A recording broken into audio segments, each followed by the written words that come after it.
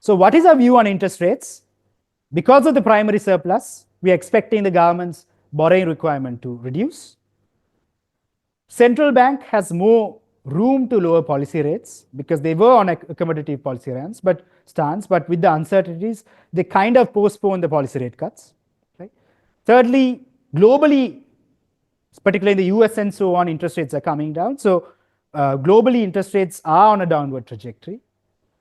Fourth point is that the risk attached to debt restructuring and elections are reducing, right? If a stable government comes into power, and if the president and the parliament are from the same party, then there is a possibility that the risk premium on instruments can reduce even further, right? And also the most likely scenario is that we will complete the external debt restructuring by January or so, right? And the bond exchange happening by March, right? Which will mean that foreign investor confidence will come back. And foreign investor confidence coming back will mean there can be a potential inflow of money coming into debt and equity markets from foreigners. Right?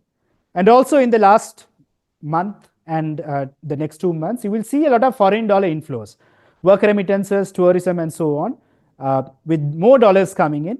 What the central bank will be doing is central bank will be buying those dollars and infusing rupee liquidity to the market. Right? So when there is more rupees put into the market, participation on treasury bills and bonds increases, which will then put downward pressure on interest rates. Right? So we have multiple reasons to believe that interest rates should start adjusting downwards, and rates can go even lower than what it was in a pre-election scenario.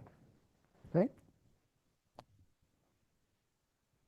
So from a policy rate perspective, the left-hand side chart shows the central bank's inflation graph. So until about third quarter 2025, inflation will be below the 4% mark.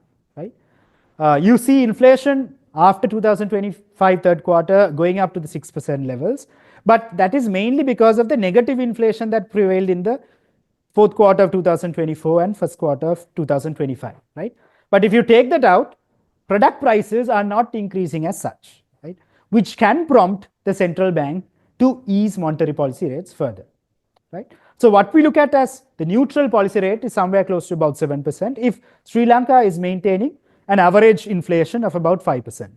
Now, since the Central Bank Act is in place, right, Sri Lanka will follow an inflation targeting model. So at the moment, the premium of the policy rates to inflation is very high. Right? So there is a possibility that the central bank can cut policy rates further going into 2025. Right? So we're expecting policy rates to also come down, plus the risk premium attached to government bonds and so on will also reduce.